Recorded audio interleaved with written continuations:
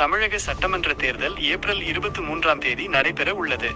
அதனை முன்னிட்டு வேட்புமனு தாக்கல் துவங்கியுள்ள நிலையில் கோவை தெற்கு தொகுதி நாம் தமிழக கட்சி வேட்பாளர் பேரறிவாளன் இன்று வேட்புமனு தாக்கல் செய்தார். இது குறித்து பேட்டியளித்த வேட்பாளர் பேரறிவாளன், கோவை தெற்கு தொகுதி கோவை மாவட்டத்தின் முக்கியமான தொகுதி.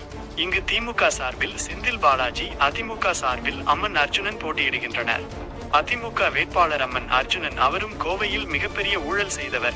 அதனால்தான் கடந்த ஆண்டு அவரது இல்லத்தில் ரெய்டு நடத்தினார்கள் திமுக வேட்பாளர்கள். இருவரும் பணம் கொடுக்காமல் என்னை விட அதிக வாக்குகள் பெற்றால் நான் அவர்கள் கூறும்படி ஏதாவது ஒரு கட்சியில் இணைந்து விடுகிறேன் என்றார்.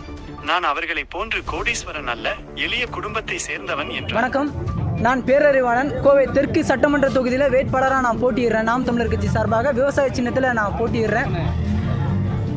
இன்றைக்கி அண்ணன் சீமான் அவர்களுடைய அறிவுறுத்தலின் பேரில் இன்றைக்கி நாங்கள் வேட்புமனு தாக்கல் நாம் தமிழர் கட்சி சார்பாக நாங்கள் செய்ய முன் வந்திருக்கோம். அதிமுக சார்பாக நிற்கக்கூடிய அம்மன் அர்ஜுனன் யார் அப்படின்றது உங்களுக்கு தெரிஞ்சிருக்கும். அவர் கோயம்புத்தூரில் மிகப்பெரிய ஊழல் செய்தவர். ஒரு வருஷத்துக்கு முன்னாடி எதுக்கு அவர் வீட்டுக்கு ரைடு போனாங்க? லஞ்ச ஒழிப்புத்துறை எதுக்கு ரைடு போனாங்க? வருமானத்துக்கு அதிகமாக சொத்து சேர்த்துட்டாரு அப்படின்னு ஒரே காரணத்துக்காக தான் அவர் வீட்டுக்கு ரைடு போனாங்க.